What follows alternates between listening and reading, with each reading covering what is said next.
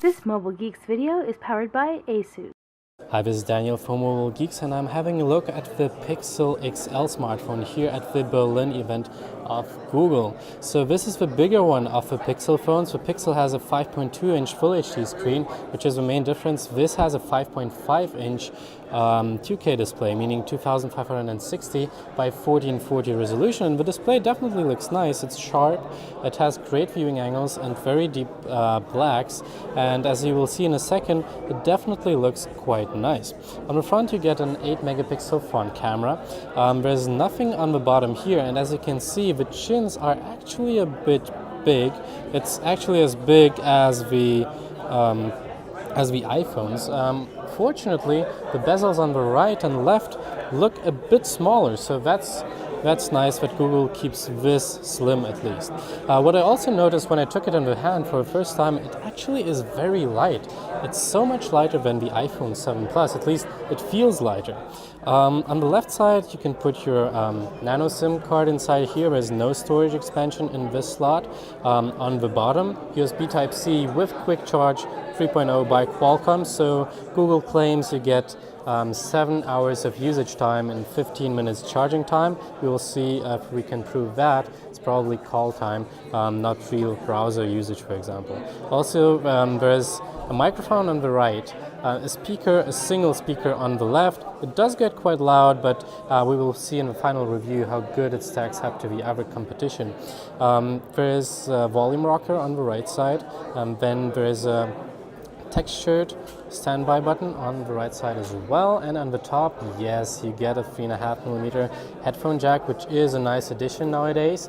You usually don't get that anymore, at least not with Apple and not with Motorola anymore. So the back and the frame of the phone are made out of one piece of solid aluminum, and it definitely feels really nice in your hand. It has some nice curves, so it does feel nice in your hand. On the top you get Gorilla Glass. So Google says that they made it on purpose, not only for design purposes, which does look interesting, but also for getting better antennas inside here, so you get better reception on Wi-Fi, but also on cellular networks. And on the back, we have a 12.3 megapixel camera with an f2.0 aperture lens and a dual LED flash. Unfortunately, no optical image stabilization, so we will have to find out how good this phone behaves in low light situations. The pixels are quite big, with 1.55 micron. They are actually the same size as in the Nexus 6P or the Nexus 5X from last year.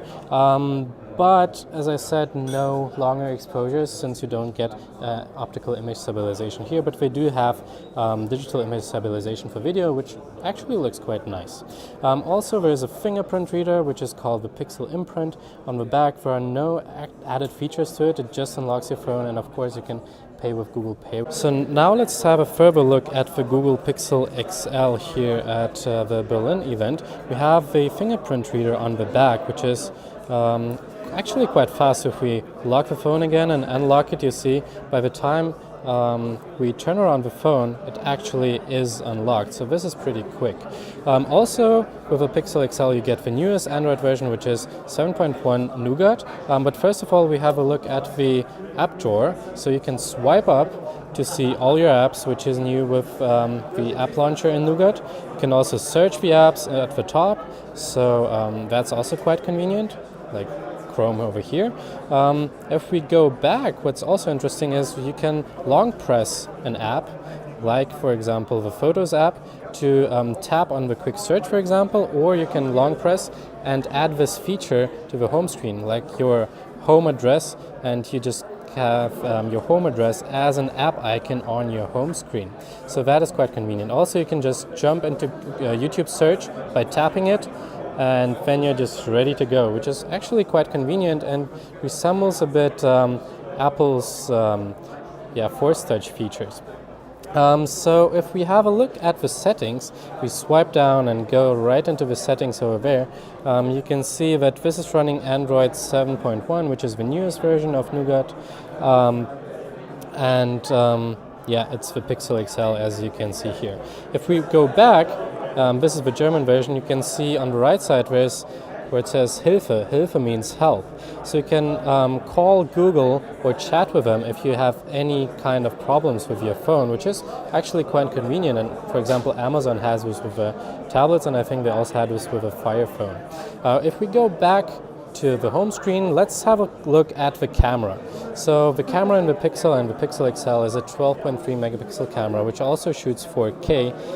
You can go into settings and have a look at the resolution. So it is 12.3 megapixels in 4:3 mode and an 8 megapixel camera on the front. And you can shoot 4K video, although it's not optically stabilized, but it has a digital image stabilization. So if we go back, you can see, let's have a quick look at this image stabilization. So what Google does is it reads out the gyroscope of the phone and produces this typical jelly effect you get when walking with a phone and shooting video. It will be interesting though to see how well the camera performs in low light, since it's an f2.0 aperture and it has no optical image stabilization, so we will have a deeper look into that. You have a smart burst mode where you can take several pictures, like 15 pictures right now, and then Google selects with an algorithm which is the best picture. Of course, you also have a timer on the top. You also get an HDR plus function, which actually works pretty good and worked very well in the Nexus 6P. You got your grid and color temperature, and what I really like about Nougat, since the Nexus 6P with Marshmallow didn't have it, that on the right side you have this the slider where you have your exposure compensation, which is really handy when you're shooting high contrast footage. So that's quite nice. And in the end, let's have a look at the gallery, where we have a look at the photos which were shot with the Google Pixel and Pixel XL. Both of them have the same camera. So if we have a look inside there, you can see these are the photos shot with the Pixel and the Pixel XL. Here it was the Pixel at an f2.0 aperture and the ISO range, and this is actually a 4.9 megabytes file. In the German video, we've just seen a file with 14 megabytes, so it must have a lot of detail, and the photos do look great. And the ExoMark, the benchmarking site for photos, actually rated this phone with 89 points, which is the highest, rate any camera had. So this file is 10 megabytes, for example. So yeah, the Google Pixel XL and the Pixel will be coming out soon. I think it's October 20th. They are available for pre-order right now, and I think this definitely is a very interesting phone from Google. Let us know in the comments how you like the Pixel and of course the Pixel XL. Daniel from Mobile Geeks, thanks for watching.